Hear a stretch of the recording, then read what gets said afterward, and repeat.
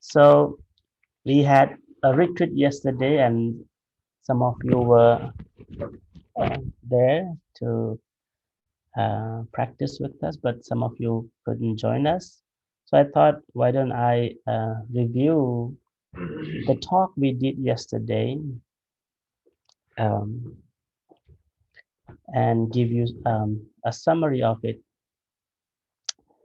and have some understanding about the teaching. So the discourse was called Girimananda. I'm sure some of the friends have heard this name, Girimananda. It's a name of a monk who got sick, very sick, and uh, Venerable Ananda, who always look out everyone and feel concerned about them. So out of um, compassion, he addressed this um, uh, to the Buddha, so that Venerable Girimananda is very sick, and it would be good if Buddha visited him and do some blessing. Um, and so at that occasion, Buddha gave a discourse where this Venerable Girimananda is supposed to uh, reflect upon, and told Venerable Ananda to listen this uh, 10 perceptions and go to this monk's place and repeat. I'm sure you are aware that Venerable Ananda is a monk who um, remembers all the teachings, right? He was the one who repeated all the teachings in the first Buddhist council. And so all the suttas that we are learning because of this Venerable Ananda. So let me tell you all those 10 perceptions. I keep saying perfection. These are not perfection. These are called perceptions, sanya. The first perception is the perception of impermanence. The second one is called perception of not self, the perception of foulness of the body, then the perception of dangers, then the perception of abandoning, then the perception of cessation, and then the perception of uh, all formations are impermanent, and the perception of impermanence in all world, asabba loka anabhidata. And let me get the right word for that. Then perception.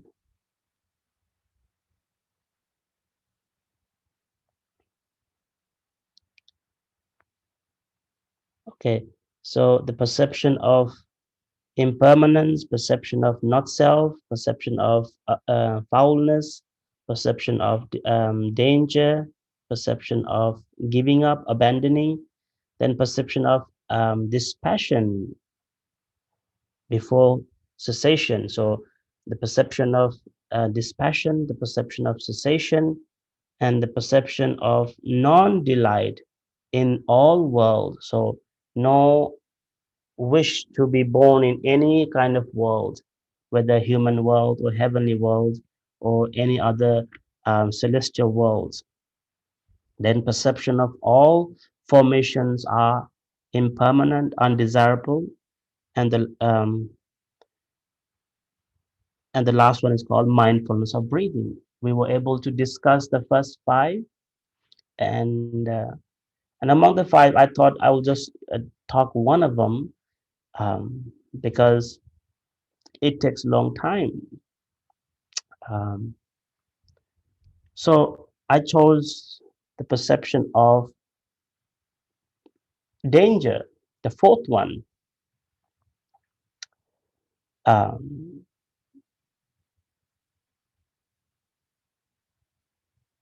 Danger of what? That's the what we need to reflect. Um, there are so many different dangers we face, but danger is within this body. So remember, Buddha's teaching is all about exploring oneself. And so Buddha said there's a danger having this body, and the dangers are sicknesses, various kinds of sicknesses. I also mentioned the phrase where Buddha said, Roga niddang pabangurang. That means this body is house of sicknesses, various sicknesses. Um, and Buddha showed a list of sicknesses where we get sick because of having this body.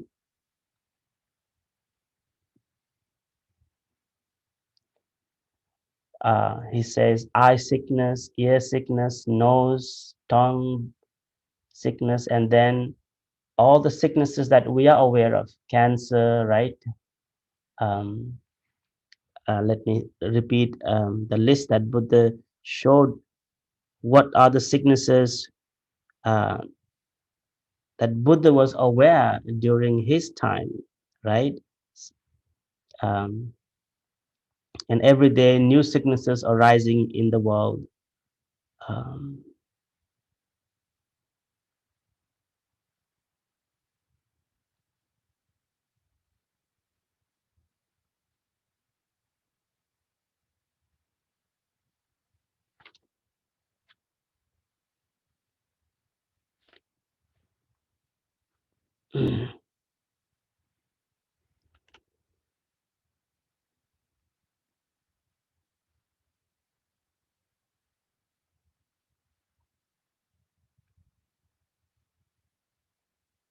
so Buddha said, in reflecting on these dangers, Buddha said you should find a place where you can sit quietly without any disturbances, and put your all energy, mind and body to this practice.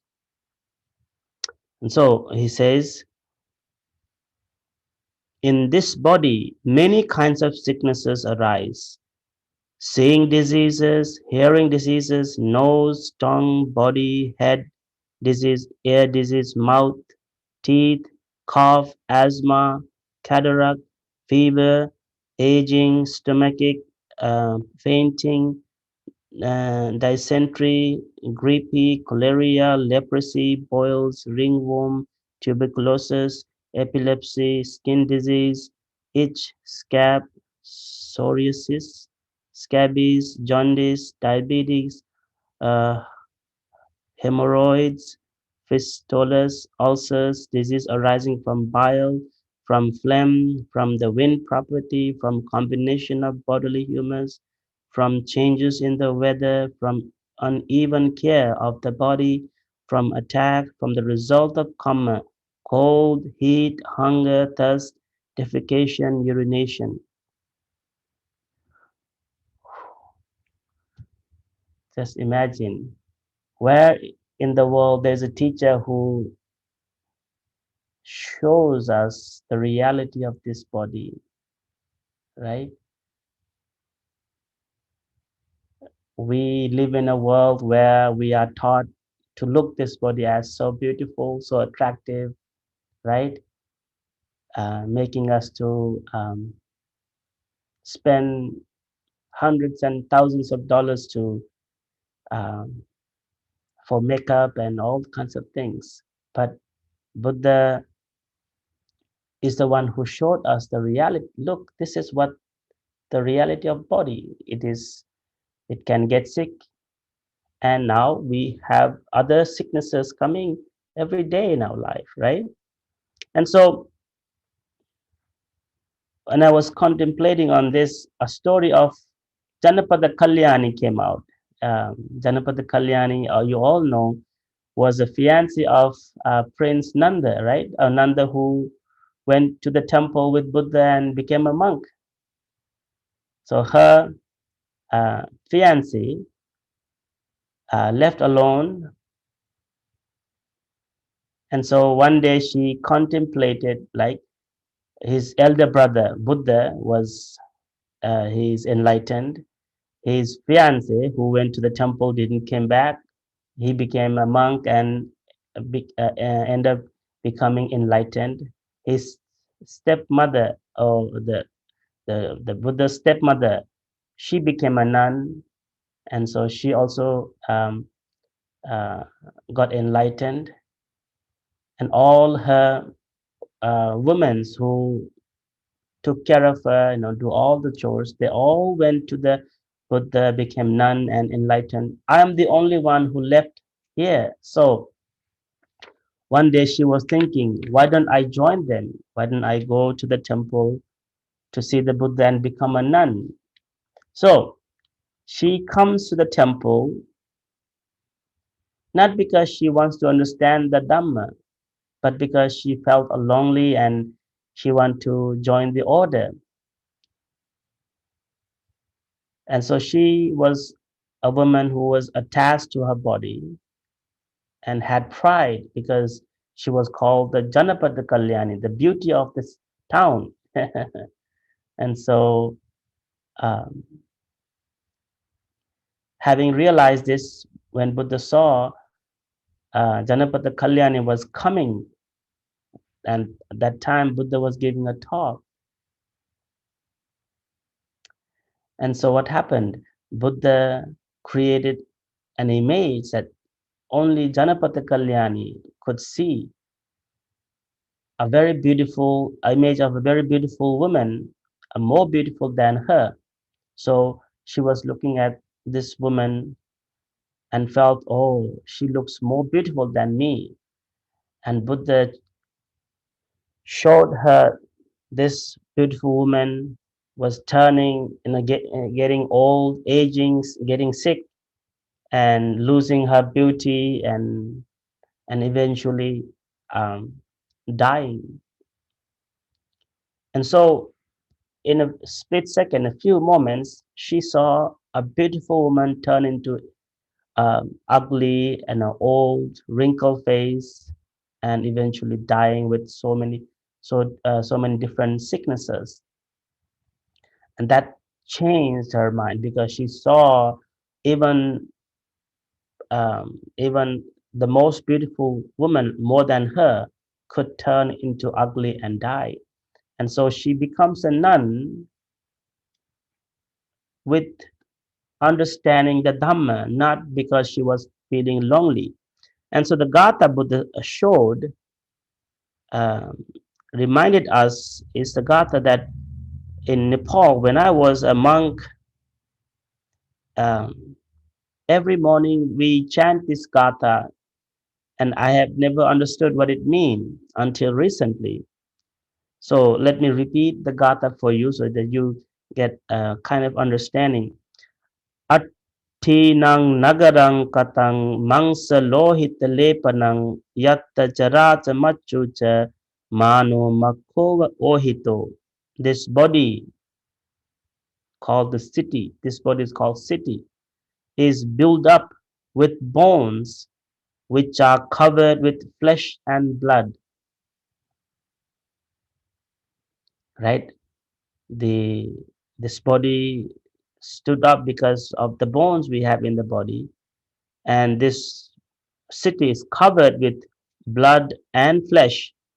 Within this body, yatta jara cha machu cha, in this body dwells what? Jara, decaying, aging. Machu is death. This is what dwells in the body. mano makko ohito, as well as the pride and detraction. That's what the Janapati Kalyani had, pride and the detraction because of this beauty she had. And so Buddha said, this body is made up of bones covered with blood and flesh. But in this body, aging, sickness, death dwells every moment. Now, someone might ask why we get sick, why we get old, why we die, right? This is the search, right? This is a noble search of the Buddha. When he saw aging, sickness, and death, he asked this question: why? Why we have to get old, sick, and die, right? No, let's not take the aging and sick death. Let's take about the sickness because we're talking about this danger, the sicknesses. Why we get sick, right? Buddha gave a list of it because of, and we get sick because of the food we ate, poisoning, because so many different causes, because of the environment. But the deeper truth is because we are born. It's because we are born to this world, we have to get sick, we have to get old and die. And this is what Buddha's discovery in the teaching is that if one is able to stop coming back or rebirth or rebecoming, then aging, sickness, death completely stops. And this is what the Buddha realized in his awakening. And so Buddha wanted us to contemplate and develop this perception of danger so that we do not get attached to this body. We do not develop pride like Janapada Kalyani that who was blind with her beauty, right? I was telling yesterday uh, um, that we get fooled by the world so easily, right? When we have a gray hair, when we have wrinkled face, and a product comes and says, "Look, if you buy this, if you apply this, your gray hair will turn black, or your wrinkles will disappear," and we believe it. People believe it. How can we go against the nature? The nature tells us that, look, every day you're going to get old. You're going to have gray hair. You're going to have wrinkled face, weakened senses.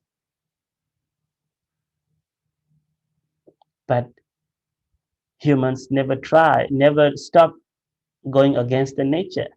That's how the nature of humans, they try every bit to go against it. But looking back in the history of humans, those who have tried to go against the nature, they're all gone. They all have disappeared from this world, right? Uh, and so Buddha wanted us to reflect upon this nature that um, the delusion we have about our body. We feel that this body is solid, strong, energetic. Well, used to be, right? When we are young, when we have all the energy, I'm sure you all have passed, your youthfulness, and there are times you wish, gosh, if I was young enough to do all those fun things. Um, so we yearn for those moments that we already passed. But Buddha gave this instruction to Venerable Ananda for a sick monk. So this discourse is a remedy for that sick monk Girimananda. Buddha said, go and tell this story, this whole teaching, and at the end of hearing it, he will get recovered. That's what he said. And so from the time of the Buddha until today, monks around the world, when devotees get sick, devotees invite monks to chant this discourse. And if you've been following us every day in our chanting, first Wednesday of the month, we do chant this discourse um, um, for the last 6 7 months. Not in the daily chanting. Daily chantings, we do not include this discourse because this is a pretty long discourse. But every first Wednesday of the month, we include this discourse in our chanting with the intention that may all beings be benefit from this chanting and at least find some comfort and peace of mind. There are some um, friends online who appreciate, who praise the daily chantings, and some people find very comforting during this difficult time that we all are facing. And so I'm not going to go all other aspect of the discourse, but the fourth one is particularly important at this time, right? We all hear in the news that people are getting sick, people are facing all kinds of sicknesses, and eventually people are dying. Um, so yeah, any thoughts you want to add or anything you want to ask? Um, Tom, anybody wants to add, say any questions? If there's any questions, you can ask. Yeah, we have a couple more minutes. Tom was there yesterday, right? So this is something he heard. Yes, heard me speaking. So I tried to do little, add something else that we did not discuss. That's why I brought up the story of Janapada Kalyani and the Gatha from Dhammapada. Uh, so it's a great reminder for all of us that we are prone to all those sicknesses, and contemplating on gives us the awareness to maintain our health uh, as much as we can, right? So we cannot avoid getting sick completely because this body is prone to it, but we can minimize it by being aware of what we put into this body and maintain the um, mental wellness and physical wellness by keeping by exercising and right. I've been lately walking back and forth very often because we don't go out. So I try to do walking right here, walking meditation, and I check my phone, see how many steps I did walk. So sometimes 10,000, sometimes just 2,000. It depends on the day. So trying to keep ourselves healthy physically and mentally, and it's important. Yeah, Tom.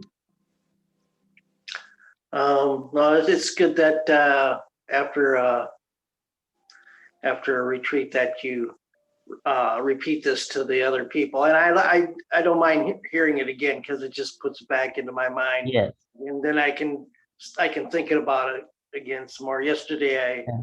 I went online to look up some of those the first five, so I Good. Very good. Very good. Very but good.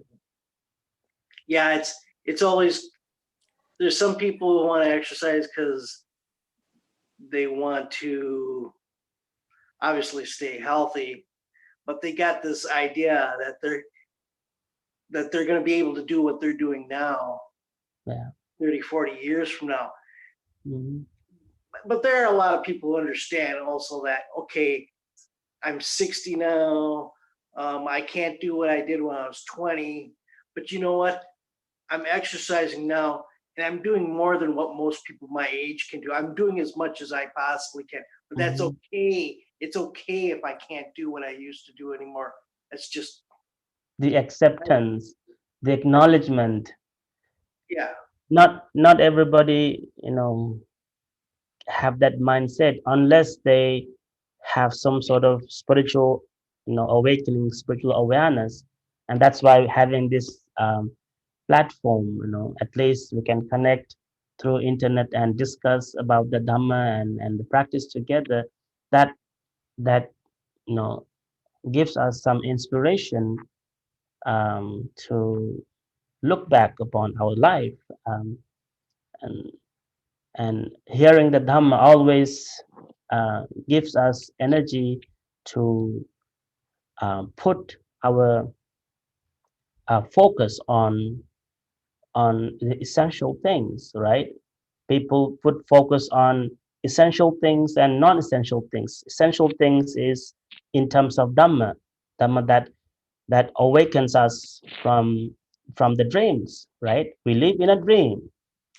We Most of the time we all live in a dream of this hope and wish and ambitions and the expectations. They're all dreams because who knows when they will be fulfilled. They will be Sometimes they will be fulfilled and sometimes they don't, right? So people had a lot of expectations in 2020, like we will travel here, do this, do that, and everything stopped for all the whole year, right? And so this year is a great reminder that this is life, this is part of life. And so people learn to stop.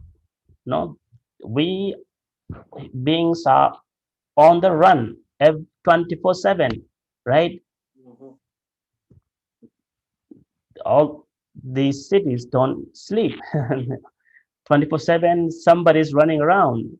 And so because of this pandemic, people had to learn to take a pause. Look, this is the reality of life.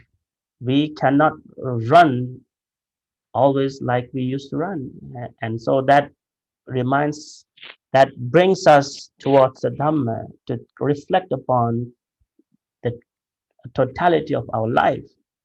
And uh, and when we Well, come back to the teaching, it gives us this um, energy. It's energy, right? It's a faculty uh, which helps to straighten our views, right? Straighten our view means having the right understanding and choosing, focusing on what is essential in our life. And non-essential, we can leave them. We don't have to focus on non-essential things. And Bhante, so, Lingi, yes, yeah, please. Bhante, hi. This is Lenny. Yeah, this is an interesting point. So, Bhante, what do you think is the reason that there are some people, and I might just say there are some cultures, they are more able to adapt to changes in the external environment, and whereas there's some people, some cultures that are less able to adapt? Or maybe more specifically, why do you think that there are some people who have a clearer idea of what is essential and not essential, whereas other people do not have a clear sense of priority of what is essential and what is not essential? Thank you. Very good. That's a good question. So it comes to the views, um, the right, the essential and non-essential is depend on the people's view. So there are different views in the world. During the time of the Buddha, there were 62 different views, and Buddha categorized these views to two extremes. One is called externalism, there is a, called this continuation. This, this is what we call a permanent soul that moves from here and, after this life. And there's another view, extreme, but the said, where people think this is it. There is no afterlife. So they live their life um, the way they want, And among these two extremes, there are subdivisions where people don't care about um, uh, what's going on in the world. Um, and so these two views, sometimes we use the word eternalism and nihilism. And so coming to the question of Lingi, that why people um, um, don't have, cannot, I mean, some people can easily understand what is essential and non-essential, and some don't. And in terms of Dhamma, there is a uh, aspect, but the very importantly emphasize what is called yoniso manasikara, or wise attention. If a person does not have wise attention mean what? Putting our thoughts into to reflect. The word yoni means the source. Yoni is the source. So we use wise attention, but wise attention comes with reflection, with having um, spiritual friends, hearing the Dhamma, a Dhamma that related to the reality of life.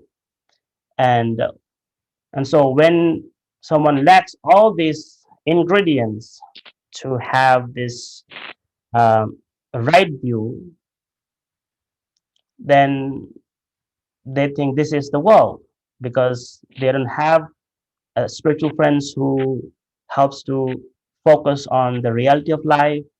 Because this is like spiritualism versus spirituality versus materialistic ideas, where you said, okay, you enjoy the life, this is it, and there is no afterward, right? No, where they focus only on non-spiritual aspect of the life. But there's a group who focus on um, spiritual life. And so this emerged during the Buddha's time. And that's why India is what we call um, um, a world of spirituality, where different spiritual aspects were arisen and has spread around the world. Um, and so Buddha was one of those spiritual seekers who gave focus on the essential things, um, and lived a simplistic life to bring awareness to the society who focus on non-essential things, right? Non-essential things means a person who focus on the worldly life, um, living in a society successfully, happily, and remaining as a lay person. So if that makes sense to a friend. Yes. So Bante, I think that makes a lot of sense actually. I think based on what you're saying, societies that are less, or cultures that are less able to cope with crises or dangers, I think are societies which put a lot of emphasis on pleasure. That's right. This very moment, the very purpose of life is just to enjoy life. It is Mm-hmm. my own pleasure and my enjoyment that takes priority over everything else. Mm-hmm. Whereas I think societies that are more successful in coping with change are societies that emphasize duty, Mm-hmm. responsibility over and above your own individual enjoyment and pleasure.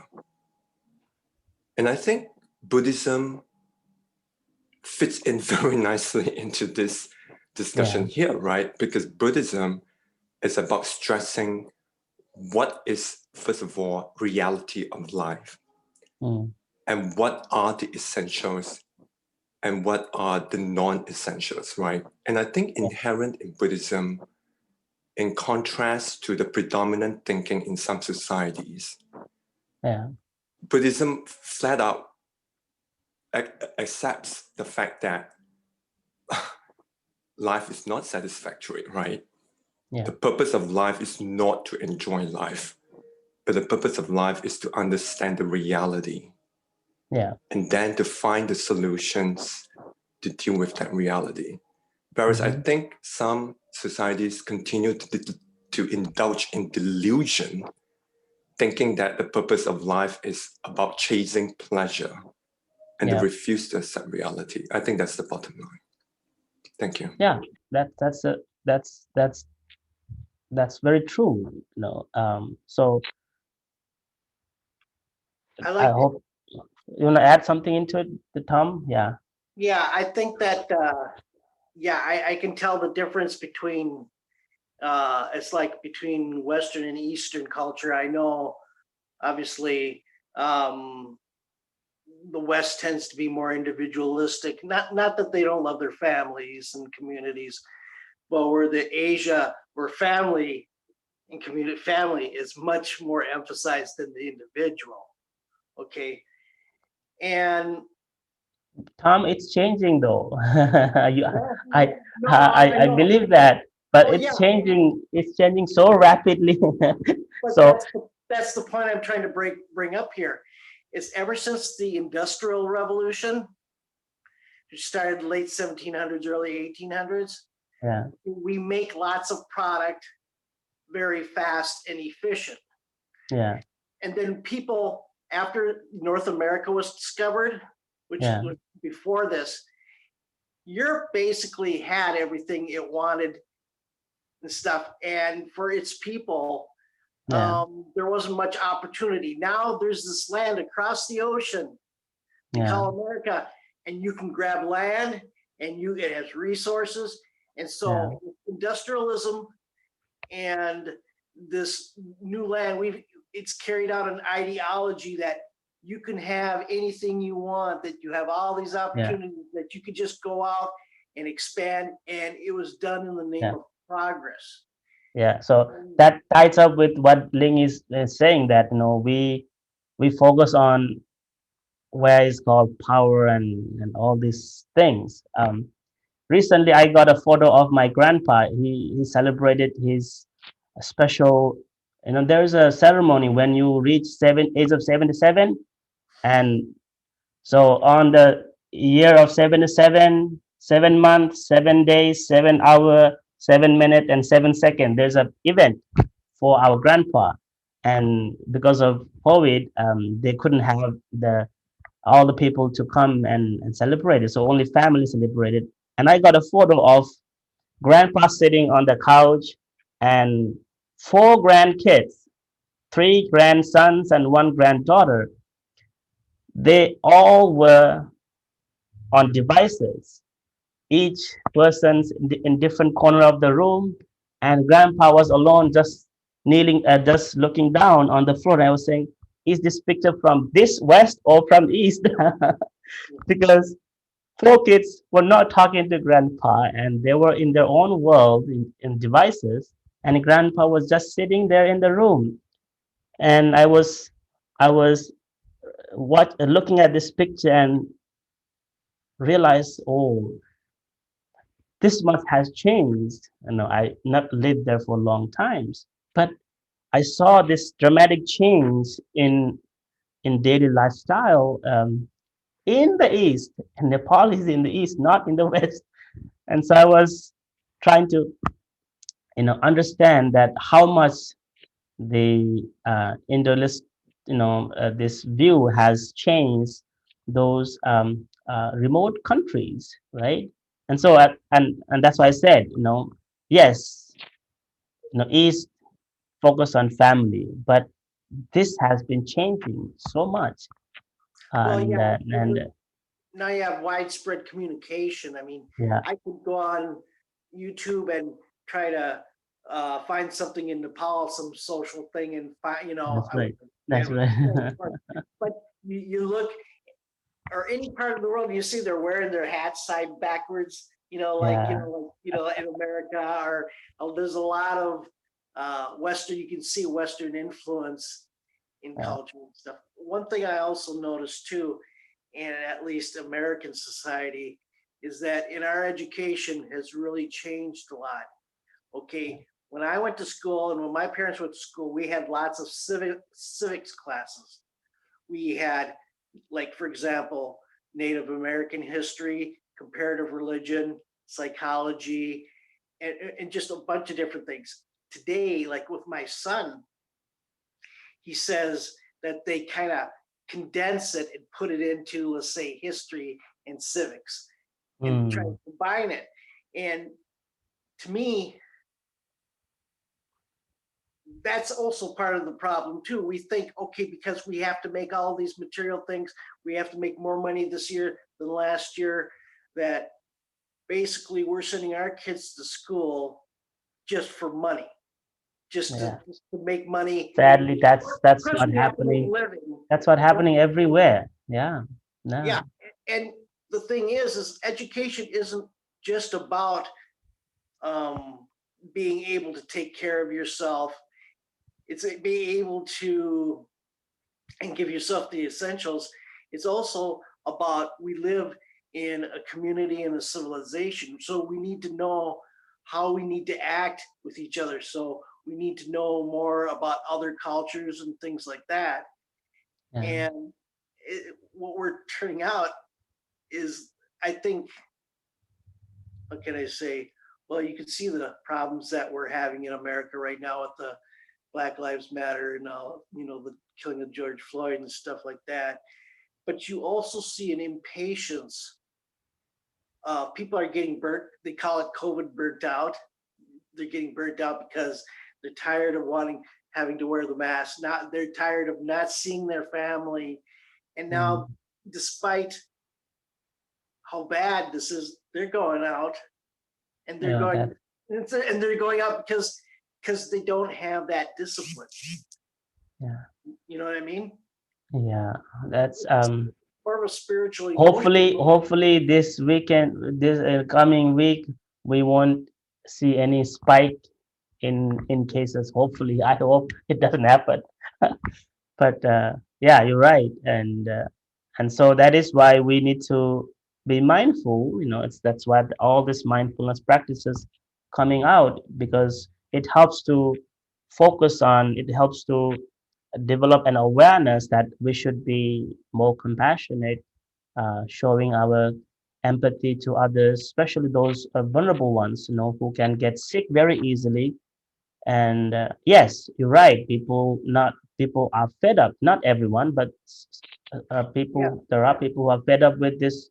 But and coming back to our discussion is because they don't realize that this is the reality of life, and and and they lack this, what we call, the wise attention. They lack wise attention. They lack reflection, that if someone reflect upon, look, this body is house of sickness, I can get sick, so my loved ones, so the people who are around me, they all can get sick. And so when we have this reflection, repeated reflection, remember, you should reflect just like you see yourself on the mirror. Buddha said, just like the mirror, you use mirror to have a reflection. You reflect upon this reality of life, that I am prone to sickness. My loved ones are prone to sickness. So the other neighbors and all sentient beings. And that brings compassion, because that brings care, that brings awareness that I should worry about others too. I should be concerned about, especially your elderly loved ones, and that can um, reduce the wantingness to go and see them during holidays. And of course there is this so-called agitation, sadness, but this wise reflection, wise awareness can helps to mitigate that desire, that uh, wish or craving to be with them, and so on. So yeah, all these aspects come into contact. Um, oh, the battery's low. Okay, I think time is up. Just reminding us that we should be ending our class. I forgot to plug in somehow. So Uh, well, that's all for today then. Thanks, folks, everyone, and we uh, will see you next Sunday. I hope you will stay warm, healthy, and blessed. And so I'd like to do a little blessing to all of you before we end.